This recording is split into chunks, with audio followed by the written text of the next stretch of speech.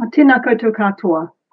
Nau mai, haere mai ki Whangarei takiwā hui for Te Kaumā Whā, Whiringa a Nuku. So that's the 14th of October. I'd like to start our meeting with inviting Councillor Benny to open with karakia. Kia ora. So prior to this meeting, I searched for try and find a karakia that fitted the situation. It's short and sharp, but I think it's very apt for the meeting today and our situation in general. Kia whakairea ti tapu, kia watia ai ti ara, kia turuki whakataha ai, kia turuki whakataha ai, haumie, huie, taikihe. It means remove obstructions. Restrictions are moved aside so that the pathway is clear for us to return to everyday activities. Kia ora, Councillor Benny. Totally apt karakia. Councillors, item 2 on our agenda is the declarations of interest. So if there are any matters on the agenda today for which you have an interest, if you could declare those prior to the items. We have a late apology, late arrival apology from Councillor Reid. Is everybody else present? I'm sorry, I haven't got the sort of wherewithal to just check. I'm pretty sure everybody else is here. Thank you, Carolyn. If we can just get our somebody to make contact with Councillor Martin, hopefully he'll be able to join us. Is everybody else here, Carolyn? Can I just check that? Yes, everybody else is present except Reid and Martin. Danielle's contact Councillor Martin. Thank you. If I can have somebody move that we accept those late arrival apologies. Councillor Cockerillo and Councillor Hulse. Those in favour, aye. Against, carried. So we have two decision reports on our agenda today. Item 4.1, the adoption of the consultation document and supporting documents for the LTP 2021-2031 amendment. And item 4.2, the building consent fee and delegation. Item 4.1 had additional information come through to councillors, so hopefully you've seen all the additional information. 4.1.2, which has the audit letter of opinion and a replacement page 11 for the consultation document. So I'm hoping that you've got those to hand as well. So we'll move to, welcome Councillor Martin, move to item 4.1, which is the adoption of the consultation document and supporting documents for the proposed long-term plan amendment 2021-2031. We have recommendations, which I'll take Councillor Hulse's lead. I like the way he got whoever's going to move it is going to read it out. So do I have a mover for the recommendations? Councillor Benny, if you'd like to read your motion.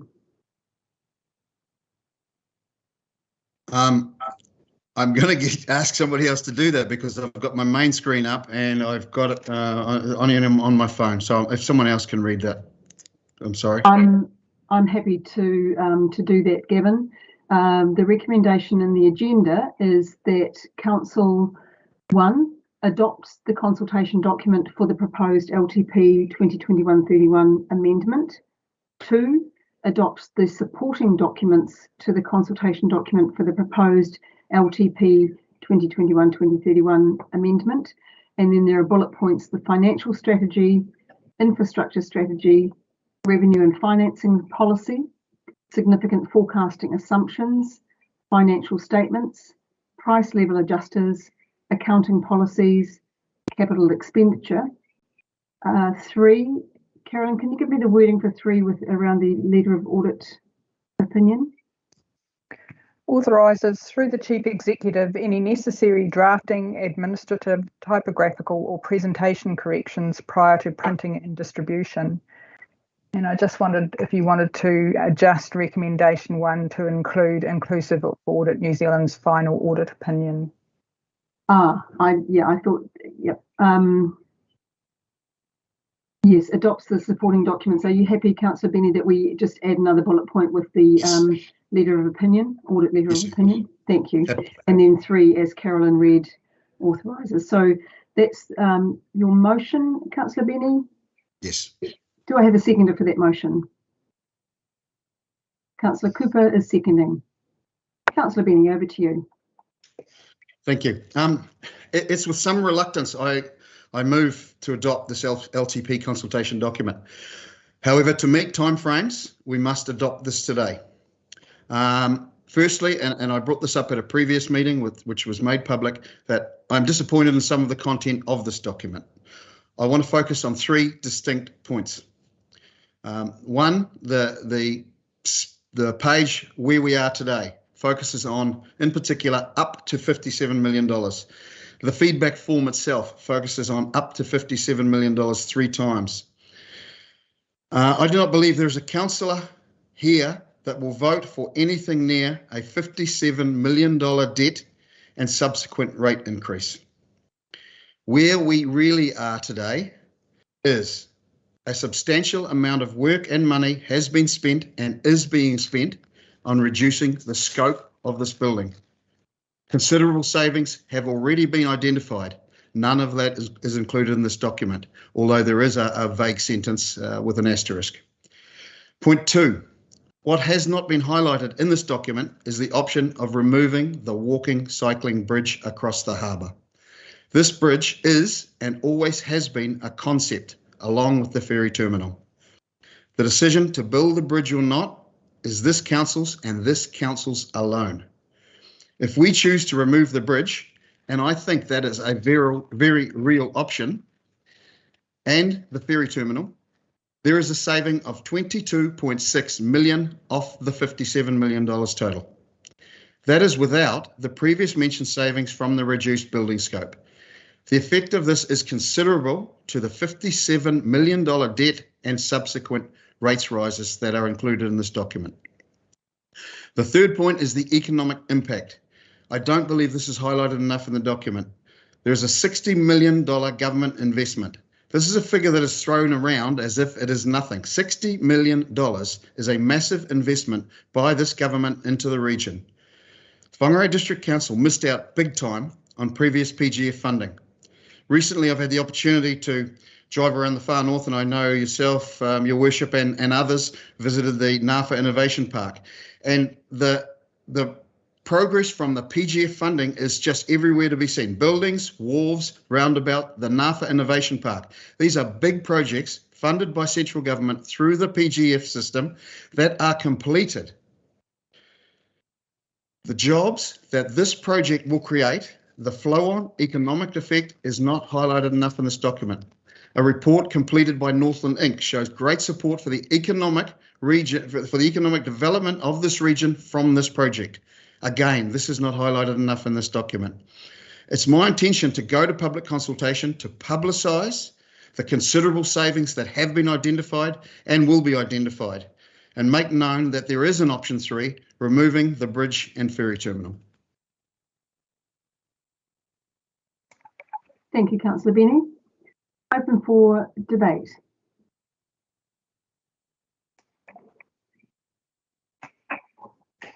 Sorry, if you could raise your actual physical hand, sorry, it's going to be much easier for me to see. So Councillor Connop, then Councillor Innes. Greg Innes had his hand up first, if you want to go first. Councillor Connop, I'm sorry, I'm in the chair and Okay. I'm going to call things as I see them, and I'm sorry if I get the sequence incorrect, but I've asked for you to give your input. Thank you. Yep, couple of questions. With regards to the bridge, as Councillor Benny just mentioned, where does that lie within the central government's requirements within that PGF COVID response money? Thank you for that question. Do we have a response from a staff member for that, please? Simon Weston here. I can respond to that. The funding agreement that we've currently got with CIP includes the bridge as an integral component. It was part of the overall funding proposal that was put forward by NDC. At the moment, we are assessing that component of this project and doing some value engineering on it. and really it's up to council to make a decision as to whether it wants to see that component in it or not, and then council will need to consult with CIP in regards to any removal of that bridge from the project scope.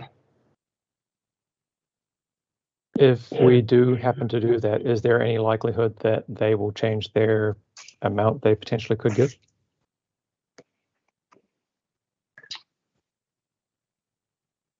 Sorry, do you mean change the $60 million? Correct. At this point in time, there is no indication that they would increase that amount. We can, of course, make a request for them to increase that amount, but that will be a ministerial decision. And just one other question at this moment. With the recommendation being moved, does it have to include the options at the moment, or are we going to deliberate on that first and then go forward? Or can it include both options for public to be able to give full feedback, or what is the reasoning there?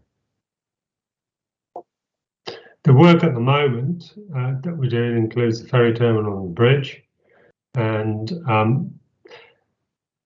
we've talked about whether the bridge can be withdrawn as of right, but basically we would have to ask CIP if we can withdraw that. So at the moment, that is part of this project and part of the evaluation. Sorry, not what I was asking with that one. Sorry. With regards to the moving of this recommendation that's just been put forward, which option, or do we have to choose an option right now, or are we able to? No. Can both of those options be included in the consultation document? Or is that able to be cleared up for everybody? I don't believe so. Alan can comment on that. Thanks, Alan. Thank you, Worship. In response to that question, this meeting is to adopt the LTP consultation document that was written on the knowledge of the council about at a point in time. There's no ability at this point to change what's the content of that and the option presented. Thank you, Alan. Anything further, Councillor Connop? Councillor Innes. Thank you, Your Worship. I'd like to move an amendment, and the amendment is what we have in front of us plus 4. If I can read the point 4 amendment that I'm proposing. Provides supplementary up-to-date information to the public and at public meetings. So I'll just read that again, that council provides supplementary up-to-date information to the public and at public meetings. So the amendment is an additional item, and Councillor Hulse is indicating you're seconding that amendment. Thank you, Councillor Hulse. Councillor Innes. Thank you, Worship. I appreciated Councillor Connop's questions there, because it does provide a little bit more information. And I think that information is that it's very much work in progress. And as Alan indicated, that the document was drawn up at a particular point in time, and those discussions are still continuing, for example, with CIP. The question of the bridge, coming back to previous discussion, is that it's very much part of ongoing discussion with CIP, but it's also comes back to a council resolution on that. Looking at the ferry terminal, and I'm also mindful of the Gaining Edge report that CIP commissioned on the review of the Convention Centre. And there it really stated that it needed to be fine-tuned, and we are in a position of getting further information from Becca. So I think it's a work in progress in terms of looking at these options, and what I'm recommending here for endorsement really is that it's very much seen within that context. And once that information comes to hand, then it's provided to the public, and at those public meetings. I'm mindful that the first public meeting, Have Your Say event, is on the 8th of November. So I'm hopeful, Simon, that those discussions can take place, and we will have that information prior to that, so that there's no sort of misunderstanding of the project as such and the options available. Thank you, Your Worship. Thanks, Councillor Innes. Councillor Cutforth. Thank you, Worship. I just have a question, and it follows on from Councillor Connop for staff.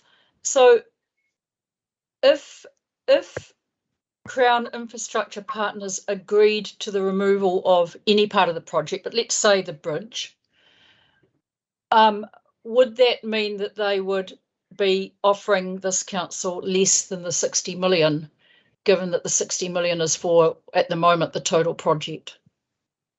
Thank you. Crown Infrastructure Partners have linked their funding to a project that's of a value of, I think it's 97 million. And so it depends whether the total cost of the rest of the components is above that value. And if it is, there's an argument to suggest we should still get our $60 million. However, if it takes it below that figure, then CIP have indicated they will reduce the funding to council. Thank you. That's clear. Thank you, Councillor Cutforth. Any other discussion on either the amendment or the original motion? Councillor Hulse. Yes, I just want to support the amendment in the first instance. It's just so vital we get up-to-date information. And this has been floating around. I cannot believe that there's still so much misinformation amongst councillors and staff on this. You know, this came to prominence by a private development doing a development of their own. Council deemed to take it over to mainly cover the costs. What we were told was put on by CPI is about covering the cost overruns of any build and cover the operating costs of the event centre. And once that is done, once council got involved, we still fanned out and committed to doing all these other things. So at the time, I spoke against doing the other things, and there's other ways to do it. And at the moment, the Whangarei Marina Trust has got issues with the bridge across there. There's quite a number of issues that have got to be worked through, and we need to take the time. But more importantly, as original motion said, take time and do it right, but don't speculate. It's more important we get back onto the true facts, and that's why I've seconded the amendment, because the cost is altered somewhat. It's probably reduced already from the figures Councillor Benny just read out, over $20 million since we last discussed this. And that is quite a market decrease in projected cost. And so we've got to be very careful, and we're very accurate in this.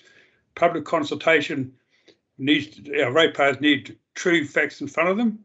And yeah, we need to do that. And while I'm talking about it, some of the funding mechanisms in here, I feel that councils have not had enough time to get their heads around it. And one that goes down to the funding, where here is a building, once again, being spent in the middle of the city. So another massive amount of ratepayers' money in the middle of the city going to be needed, with the residential ratepayers paying less than $200 per rateable property, and commercial and rural people, particularly an average size farm and above, I mean an average size, not a big farm, an average size farm and above, and commercial properties are paying over $1,000 for this convention centre. Now, in a normal run of things, who gets the benefits? You know, so we should have had more discussion. I think that's a question I'll be asking at the public meetings. Do you think this is a fair way of doing it? And why wasn't there a equity system put in that rate? You know, everyone in the district should be treated equally in this, not because you've got a commercial property and people who've got a multi-unit rating. Commercial property are going to get hit really, really hard on that. And I don't know whether it's the intention of council to send a signal to try and ramp up opposition to this or what, but it's certainly not clear. And those are the figures we need to be clear on when we talk to the public. And I'm going to attend all the public meetings. So thank you. Thank you, Phil. Councillor Holmes. I've got in order Councillor Cockerillo, Cooper and Murphy. Councillor Cockerillo. Thank you, Your Worship. With Councillor Innes's amendment, I have a question relating to this. And he highlights within his amendment that any relevant information be distributed at the meetings. Will they also be distributed on the website and all the other locations as well?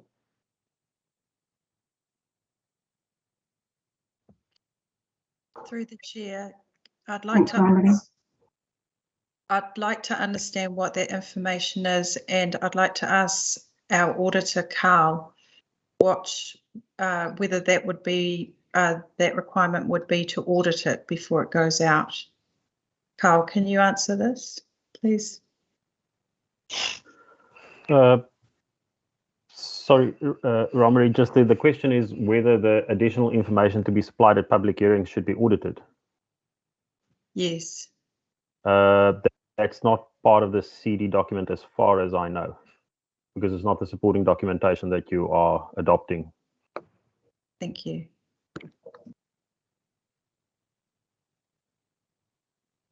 Sorry, so the answer is? I think for me, I need to understand what exactly that documentation is and how that would be supplied. Through you, Madam Chair, do we have a clarification possibly from the mover of the amendment, if it's possible? Councillor Innes, can you elaborate a little further? Yes, I can, Your Worship. Just for Councillor Cockerillo's benefit there, what's the amendment, and I'll just read it out again, provides supplementary up-to-date information to the public. So there's a variety of avenues that it can be made available to the public and also at public meetings. And I'd really want to just follow up, and I'm probably being repetitive here, in that Simon Weston mentioned that there were discussions going on at present. And in terms of those discussions, I think it's fair and reasonable that information should be made available, because what we have is a consultation document that was put together in a particular point of time. But as we're going on, we're getting more and more information. Some of that information, the council is paying considerable amount of funding for through Becker's. So I think it's only fair and reasonable that the information is put forward. And just picking up on the auditor's comments, it's additional to the document. So it will be there and will be available as it comes to hand. Thank you. Sorry about that, Your Worship. I know I wasn't trying to make Councillor Innes keep going over more information, but it was more I was trying to understand what information he was referring to and also understand what media presentation it will have so that all of the public will have access to it rather than just those who will be at the meetings. I was trying to understand that. Thank you, Your Worship, for allowing that question. Thank you, Councillor Cockerillo. Councillor Cooper.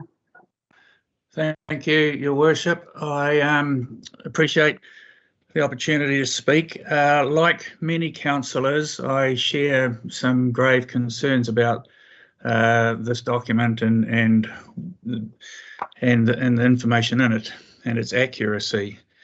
As Councillor Benny has said, I don't think any of us would vote for a $57 million project.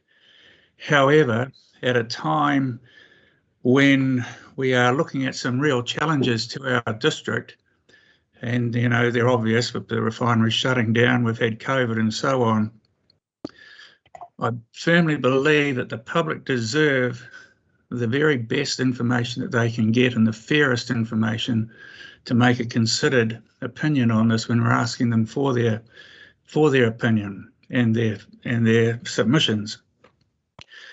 We've been told that this information is a snapshot in time that was put together at that time and had to be audited.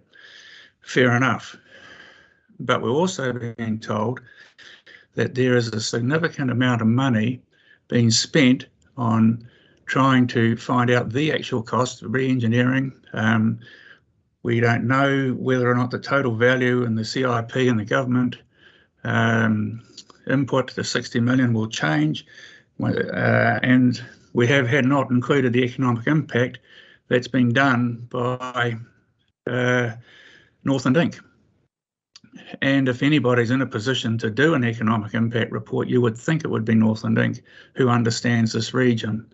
Yet for some reason that information isn't in there. So I very much welcome the amendment by Councillor Innes. I do think we owe it to the people of Whangarei to give them a full and balanced view of the question and the topic so that they can make considered submissions on it.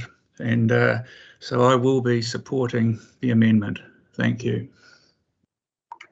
Thank you, Councillor Cooper. Councillor Murphy.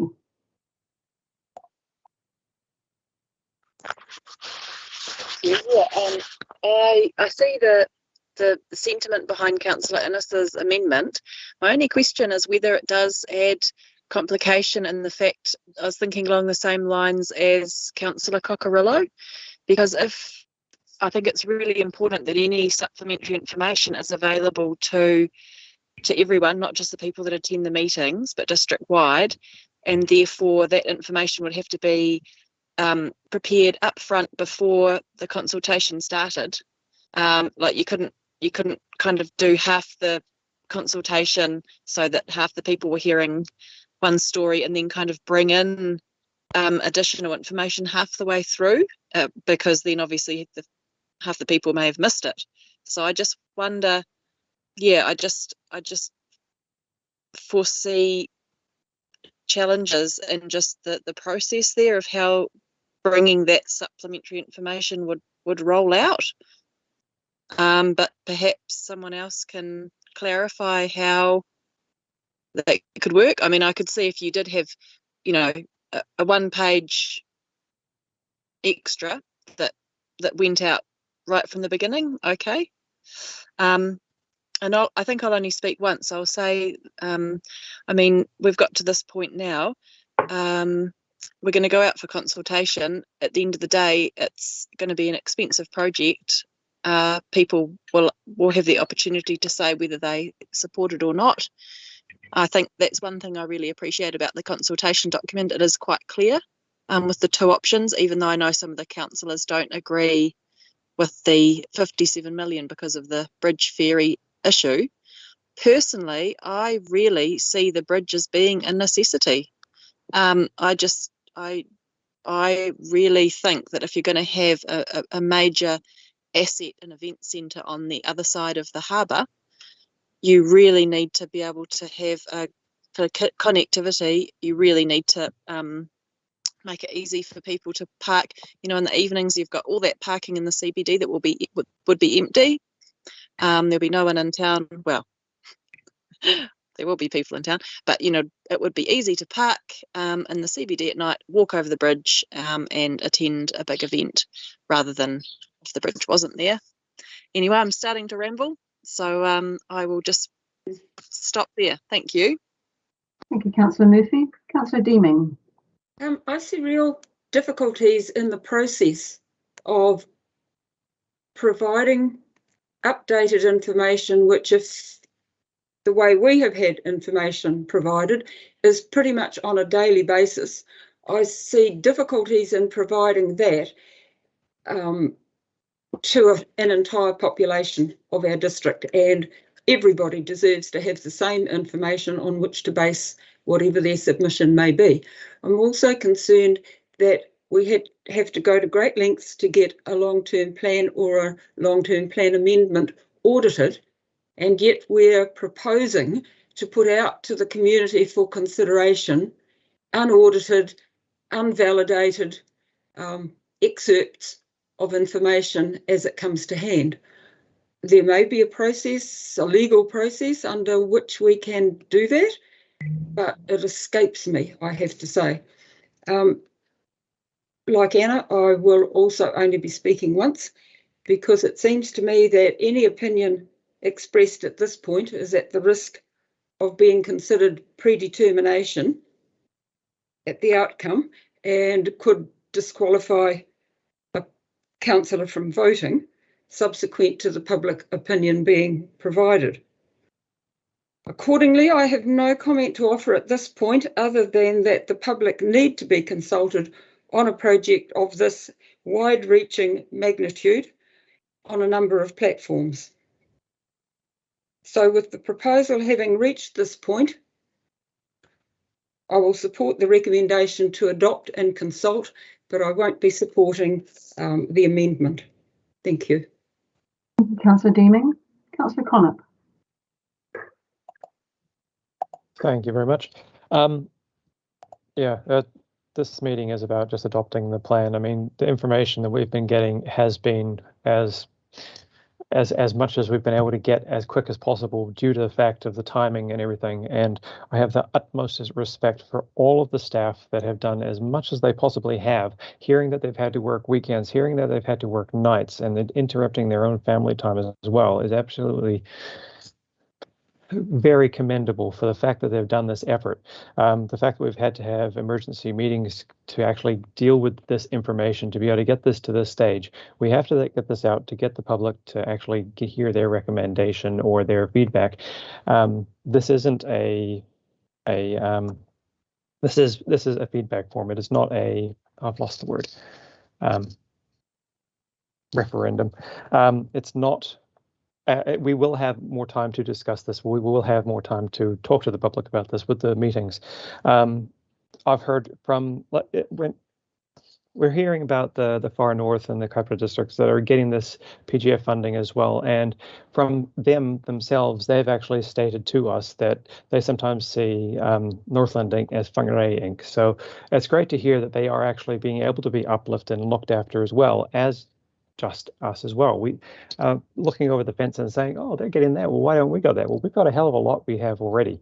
So it's one of those things. We need to be able to make sure our basis here is actually covered. We're already getting pot shots taken at the fact that the new park in the town basin is costing around $6 million and whatnot. So we're going to be taking a hell of a lot more if we put this into this thing. We need to hear from the people, and we just need to get this out to be actually finalised. So, thank you. Thank you, Councillor Connop. Councillor Cutforth. Thank you, Your Worship. I agree with Councillor Deeming. I think councillors need to be very, very careful about commenting on the pros and cons of the actual project. And I'm slightly concerned that people who are moving this recommendation are bringing in information that I think is over and above the consultation document itself. And I also am concerned about the idea that more information can be added to the process as we go along, because I think that does raise a lot of issues in terms of equity, I guess, in terms of the information that's been given to who and at what point. Every consultation we have, every document we put out is at a point in time, and people comment on it on that basis. As Councillor Connop said, it's not a referendum. We are seeking feedback. I've been really interested already in the feedback that I've had from members of the community asking why we're coming out again for this project. And my response to them is, well, there are a number of reasons, but it's really, really good that we're asking for a very clear yes or no about the project. And I think that's the way that the staff have structured this information and the amount and detail of information and the clarity of the information, I really want to commend the staff on. In terms of the equity issue that Councillor Hulse raised, one of the things we've heard about this project is how much it will benefit the business community and why it's really important to the business community. So I think the page 11 of the document, which demonstrates how the costs will lie, is actually a very equitable example of where the benefits of this project will lie if it does indeed go ahead. The only other comment I wanted to make was just regarding the issues around Far North and Kaipura and Whangarei not getting its fair share. Well, I think when you look at the development at Kaikoui that the Mayor and a number of us were lucky enough to go and see the other day, which is an innovation park, that has been a government investment of $19 or so million, not sort of $60 million. And it is a true economic development project in that it's involving private sector financial commitment and a range of different players. And it is going to generate huge positive consequences for a very deprived area. And I think it's really worth considering that project and this project in comparison. I'll leave my comments at that, but I really look forward to the consultation, and I urge people who are listening on the call to really read this document. It's a well-written, clear document, and I look forward to really councillors taking on board the feedback that we're going to get from our community. Thank you. Thank you, Councillor Cutforth. Councillor Cockerello, did you have a question? Yes, Your Worship, I did, and I also see that Councillor Reid just put his hand up as well. Yep. Your Worship, I'm just asking a question in relation to the two options which have been put forward to the public. Councillor Knopp has already highlighted on there being some variations there. Where is the ability, or where there's a section that says, do you have further comments? If the public have a view over where the money's spent, can they actually put comments in there? Are the staff going to be prepared to accept comments like that in there? Through the chair, the comments will be what the comments are, and we'll accept them as they are. Okay, that's good. Thank you very much. And the next question is, the option 1 talks very much and very clearly about spending up to 57 million.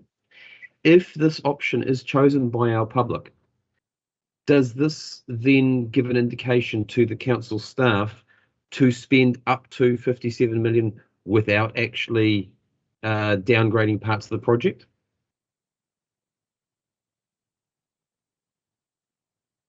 Do you understand the question, Madam Chair? I think that was a staff member going to respond? Yeah, Simon Weston here, through the chair. As you know, we're doing value engineering at the moment. We're trying to reduce the cost of this project, and the initial cost estimate was 57 million contribution from council, so that's why that figure is there. We're trying to engineer that figure down at this point in time.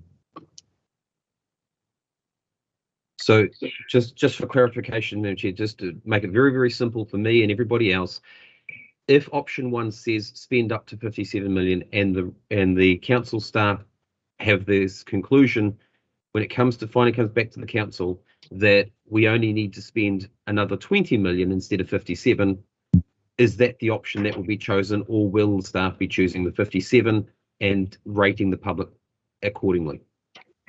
Oh, I think I'll answer that one. If the project comes with a $20 million investment by ratepayers compared with 57, then we would be prudent to go with the lower value engineered project. So I'd be confident that would be the case. Thank you very much. Councillor Reid. Thank you, Your Worship. By God, I feel sorry for our staff, what we put them through. They've literally worked their butts off to come up with a document for us, have it audited. They've managed to put in a supplementary section for it, so it becomes even clearer to our ratepayers. Now we're expecting to go ad hoc, go against the audited document and run off to meetings with a snippet of information here and a snippet of information there. This meeting gets the up to date, that one gets the last lot. We're at cross purposes here, team, and we need to be very careful that we don't step outside that audited document. I'm all in favour of 1, 2 and 3, but I'm sorry, Councillor Innes and Councillor Hulse, I cannot support your amendment to that motion. To me, that is just stepping outside the boundary of the document that we need to present to our ratepayers.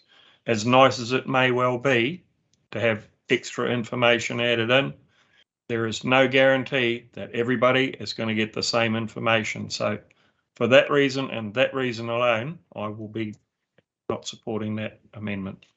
Thank you, Your Worship. Thank you, Councillor Reid. Councillor Murphy, you have spoken. Did you have a question? I did. My question is just, I see in the consultation document, I didn't notice when we looked at it in chambers, that the Oruku Landing website is included as a source of extra information.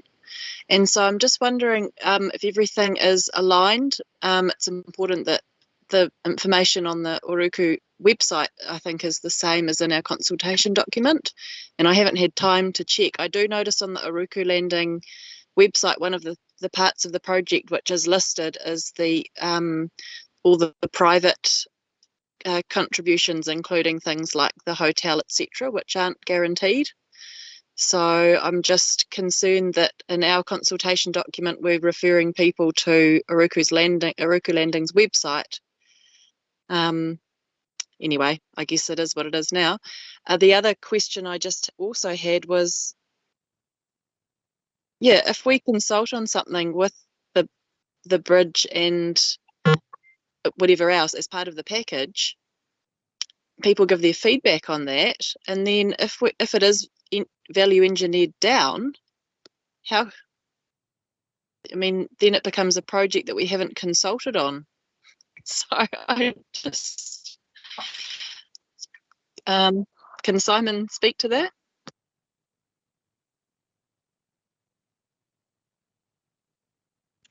Through the chair, I think that within the document we've provided flexibility in terms of the ongoing work around this project in relation to the ferry terminal, the bridge, and also the other work that we're doing with this project. As I pointed out previously, this project is at concept stage when we picked it up, and we're taking it through to preliminary design. And through these stages, there will be potentially large shifts in where some of the costs lie within this project, and where we are expecting it to move about. That's one of the reasons why we haven't provided piecemeal updates on cost estimate. All of that work needs to be complete, as one day you win on something, the next day you lose on something. So until we've completed all of that work, which I think the consultation document allows for, I think that we need to wait until all that work has been completed. Thank you, Simon. Dr. Deeming, a question?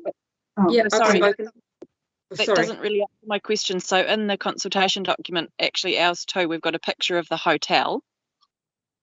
So if people say, yes, I support this, and then later on the hotel isn't built, are we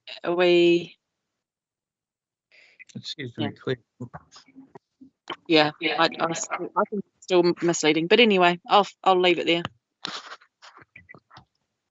Councillor Murphy, I think the possible future wording in the photographs are quite clear.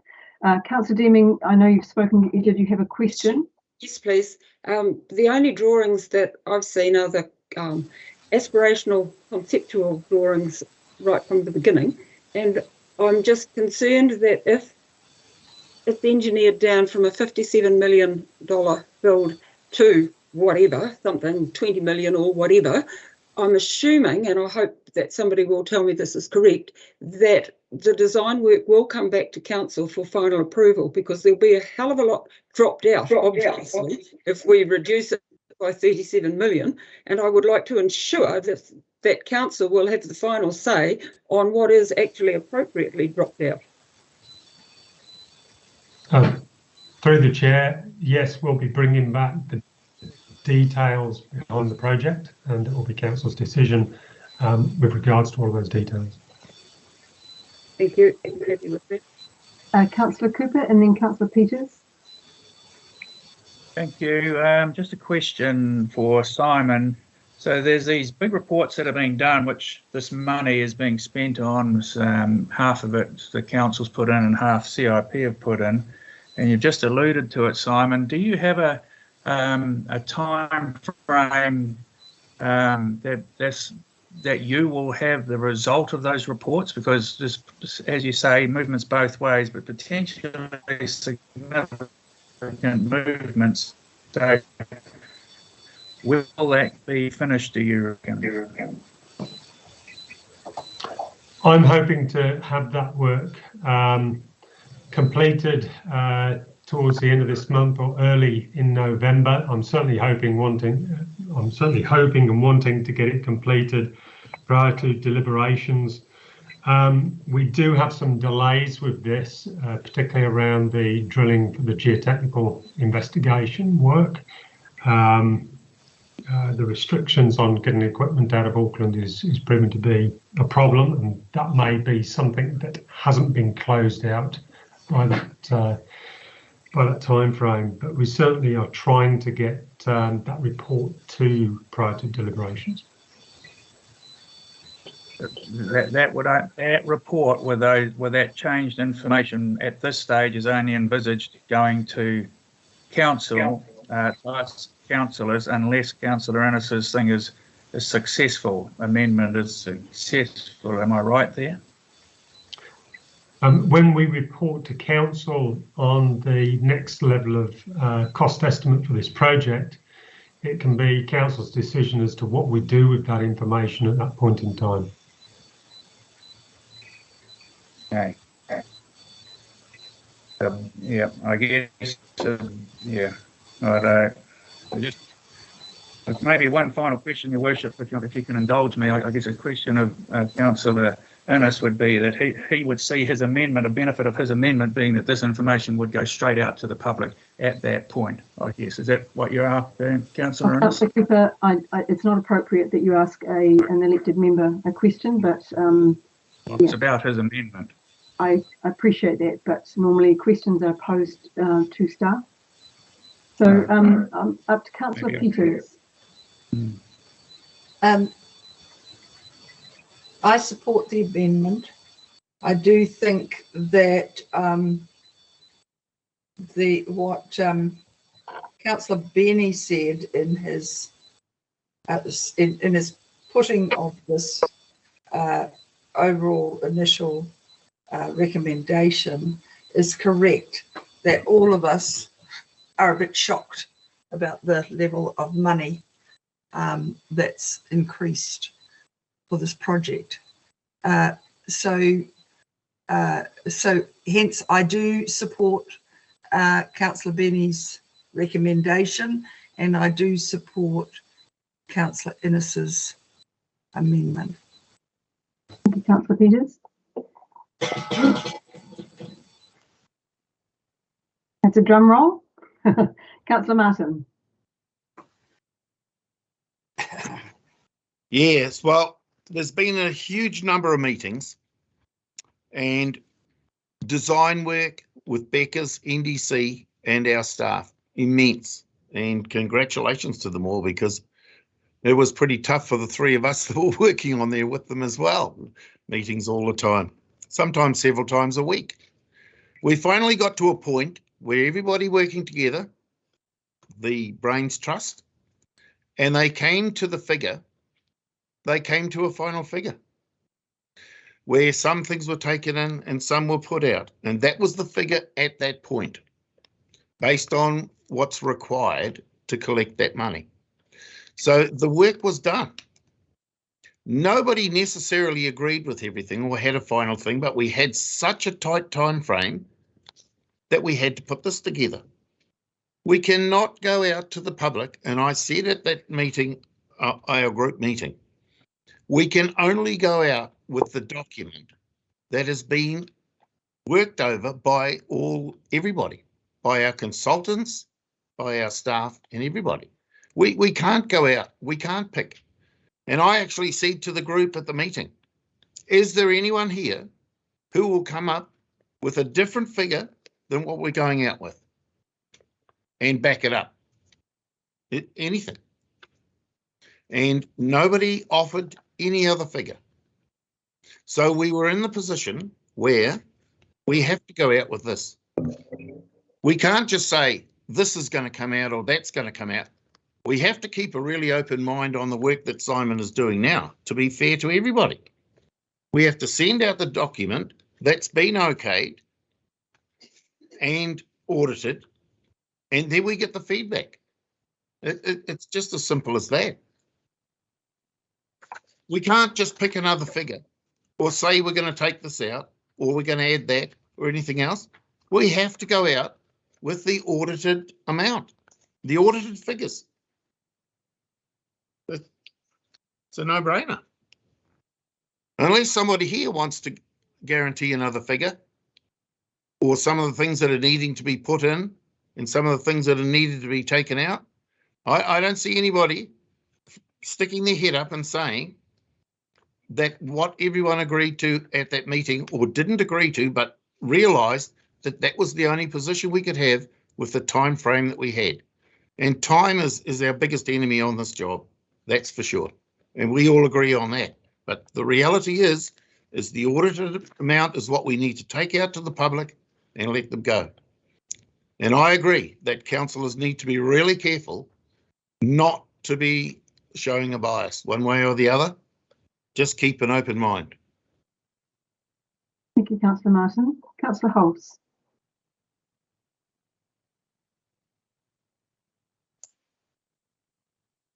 Councillor Holtz has spoken. I'm sure it's a question. I wanted to know whether our staff could give me a price, what it costs to put the footbridge across the Whangarei Peninsula Port Road footbridge, and the cost of the Te Maraopori Bridge. Could a staff member give me those costs, please?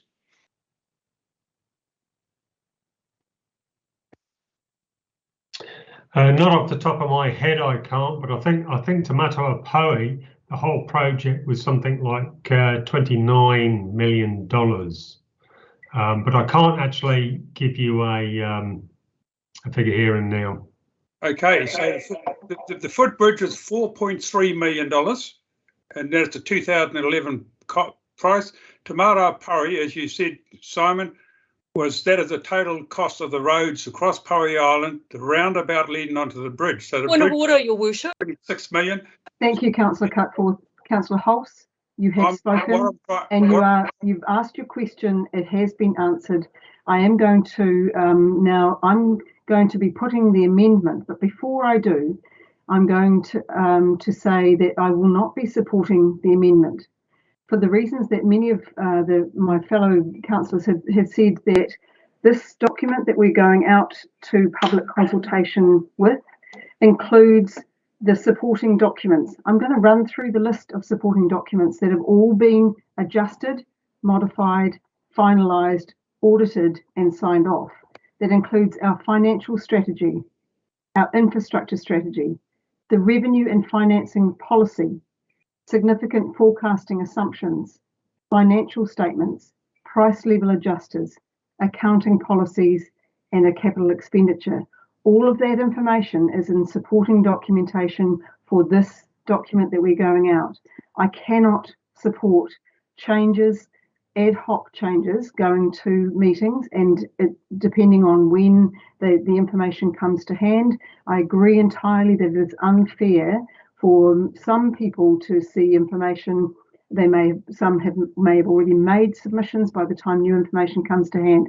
I can't support that. It's important that this process is clear and clean, and the document is very clear in many of the things that could be removed through the outcome of consultation. So I will not support the amendment. And I'm now going to put the amendment. Those in favour, please raise your hands. Division, please. Thank you. Councillor Deming has called for a division. So would you raise your hand and hold your hand up? Because if I see any hands go up and down, I can't count you. Councillor Innes, Councillor Hulse, Councillor Benny, Councillor Cooper, Councillor Peters. Those against the amendment, please raise your hands. Councillors Reid, Cutforth, Golightly, Connop, Martin, Pokerillo, Deeming, Murphy, and Her Worship the Mayor. The amendment is lost. And Reid. Oh, I got Councillor Reid at the very beginning. Thank you, Councillor Cutforth. So, back to the debate. Is there any further discussion on the motion? Councillor Murphy did say that you would speak once and once only. No, sorry, I was just saying, did you count my vote because my phone froze? Yes, I did. Thank you.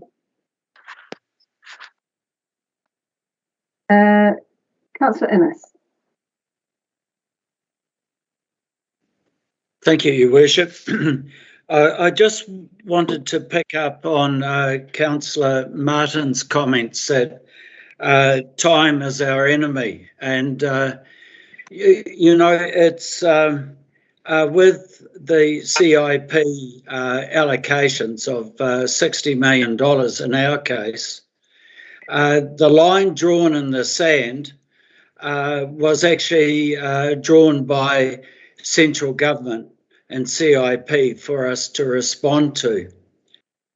So I'm looking really at the motion that we have in front of us, and I'm really picking up on Simon Weston's comments, and it's one whereabouts very much Simon mentioned that it's work in progress.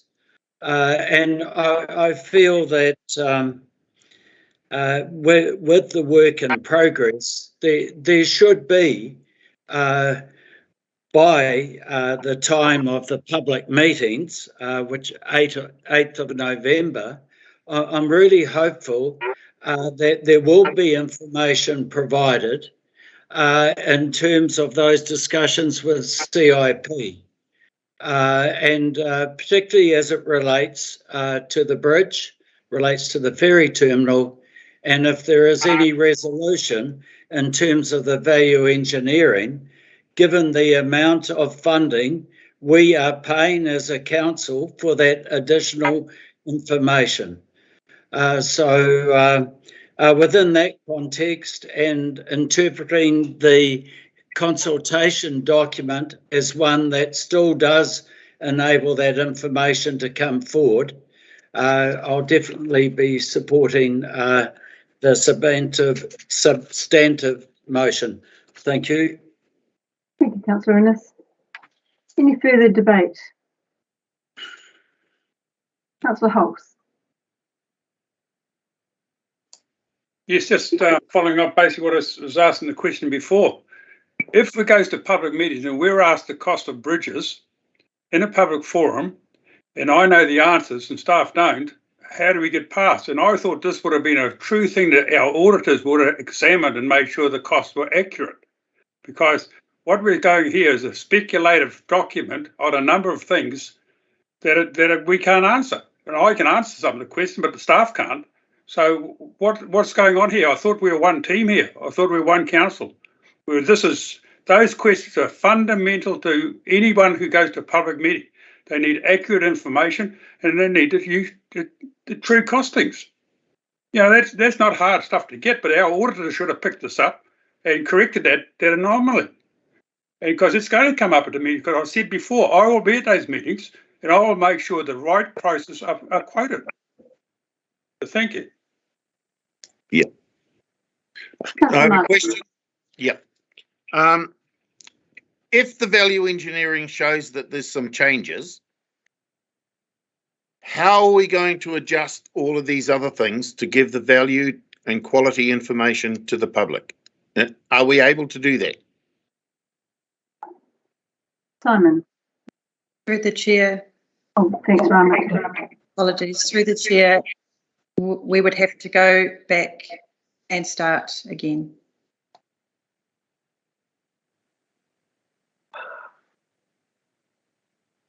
If I, Simon Weston, through the chair, if I may just respond also. I'm anticipating that I will have a report from Beckers that will provide the latest cost estimate, potentially a range of options around the bridge. And I'm anticipating that I'll be able to bring that to council. Council will be able to consider that report and consider the options within it, and then make a decision as to what it wants to do with that information. And at that point in time, you can make a decision as to what you'd want to include in the project, what you want to remove from the project, and then we can place that at to CIP and see how they respond to that, and if they concur, then you'll know what the project value is. Just in relation to the current bridge in the current consultation document, that the $20 million is the concept cost estimate by Beckers. Thank you, Simon. Is there any further debate on the motion that we have on the books, on the table? Councillors, I will be supporting the motion. I absolutely want to go out and this is the next step in this very long process. We're going to go to the community. The document is, I believe, is very clear. It's been signed off by audit. I think there are probably a good suggestion with regard to the reference to an external website. I think if we could just add a bit of narrative onto that to say it's actually an external website, not a council website. So little things like that I'm sure our staff will have picked up on good, just minor improvements to the document. I'm sure there won't be many. So I look forward to our consultation starting on Monday, the 18th. Clearly, if the alert levels, it's been made clear in the document that if alert levels continue, then we will have to shift our have your say meetings and everything online. Let's hope that we are out of that situation and we can actually meet with our community in person at those meetings. I encourage all of the councillors to attend those if at all possible. So this is the next step, and we shall wait with interest to see how our community responds. Any further, Councillor Benny, would you like a right of reply? Just briefly, yeah. So just to reiterate the point. So I believe, and I know it's been debated well and truly today, that the bridge is option 3. And although it's not in the consultation document, I believe we should take that to these meetings and consider that at every time, because it is our decision whether we go ahead with that or not. And if that is not affordable, then it is not affordable. And I just make that point. Thank you. Thank you, Councillor Benny. I'll put the motion. Division again, please. Councillor Deeming has called for a division. So those in favour, please raise your hands and hold them up, please, so that I can call them all out. Councillors Reid, Innes, Cutforth, Go Lightly, Connop, Benny, Pulse, Okorillo, Deeming, Martin, Peters, Cooper, Murphy, and a worship the Mayor. That's unanimous. Whoa, how about that? Thank you. Councillors, Finally, can I move now to item 4.2, which is the building consent fee and delegation. We have a recommendation, it's on page 5 of our agenda. And do I have a mover for the recommendation? I'll read the motion that Council resolves to 1, adopt the following fees covering the on-charging of the Alpha 1 electronic lodgement portal user fees and amend the 2021 fees and charges schedule. There are a considerable amount of figures in there, which I'm not going to read out. 2, amend clause F of delegation 299 of Council's delegations register, being powers under the Building Act 2004 delegated to the Chief Executive by deleting the words and section 281C in relation to funds of waivers of fees and charges. And 3, delegate to the Chief Executive the discretion under section 281C of the Building Act 2004 to waive or refund in whole or in part any fee or charge imposed by Council for a function or service performed under the Building Act. I'm happy to move that. Do I have a seconder? Councillor Peters is seconding. Councillors, I'll take the agenda item as having been read, and it's been highlighted that we had a slight omission in not looking at this fees and charges when we introduced Alpha 1. Hopefully you've all had a chance to see and read and understand this change. We're also ensuring that in future we can take there's a pragmatic approach. We were approached by a member of the public on waiving a fee for an approved practice, and it turned out that when we looked at it, it actually wasn't in our delegation or the staff delegation to be able to waive that fee. So this is a pragmatic approach. I definitely appreciate the fact that, as Dominic describes it, he's been lifting some rocks and found this particular item, and I support this move to address this slight anomaly. Councillor Deeming, then Councillor Peters. thank you, Worship. Somebody else speaking as well? No? Just you. Thank you. Confirming your opinion, thank you. The resolution needs to be adopted in order to provide a staff delegation to reduce or waive fees in the new Alpha 1 system. It's a logical bells and braces approach to formally adopt the Alpha 1 fee as previously confirmed by Council, and to ensure an avenue to reduce or waive fees where appropriate. So it's a logical step in my view. Thank you, Councillor Deeming. I've got Councillor Peters and Councillor Cutforth. This, as with some of the other things that Dom has got in progress, is a really helpful step.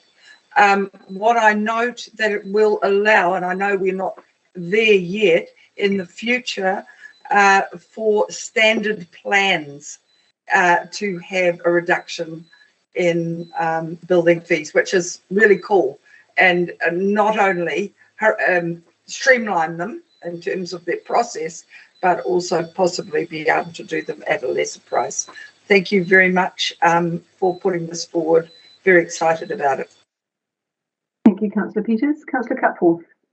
Just a question, Your Worship, with the recommendation in the second point under project value, where it's got 0.065%, I just wondered whether we needed to add of the project. Is it the project value or is it the estimated value? Is it the confirmed or the estimated? And whether that needed to be added just into the recommendation. Thanks for the question. Dom, can you help us there? Yeah, through the chair. So the project value is actually entered into the system at the point of entry. And this schedule, we've gone with exactly what is in the contract. So this is the exact schedule from the Alpha 1 contract. So it is directly aligned to the system and the project value as it's entered into the system. So my recommendation would be to leave it as is. Dominic, can sorry, Councillor Cutboard. Sorry, I'm just looking. I thought it said 0.065% of the estimated value in our commentary, but I'm just looking for it. I understand where you're coming from there. So it would be a clarification on the fee line within there to basically start off the estimated of the estimated value. Yep, thank you. So if we're going with the belts and braces, there's no harm in adding that to the schedule. Thank you. Just satisfied the pedants amongst us. Thank you. Fair enough. Can I just confirm, Dominic, that a fee is paid on the estimated project cost, but then a final tally of once the project is complete, there's a final invoice? Yep, so the fee for Alpha is set through the estimated cost as entered into the system, and there is a vetting process at the start of the building consent to confirm that stacks up. And then there's a time recording component against so most of our fees have a set lodgement and deposit cost, and then there's a tally at the end to basically work out the actual cost outside of the Alpha fee. The Alpha fee is set at that point of entry. Thank you, Dom. Councillor Martin, did I see your hand up? No, everything dropped off, so I was in Wonderland there for a while, but fortunately we're back. Nice, enjoy Wonderland. Councillor Peters, I see your hand up. Have you got another? It's a question. Your worship. Is there within the legislation at this stage allowances for negotiation on development costs, especially for affordable housing?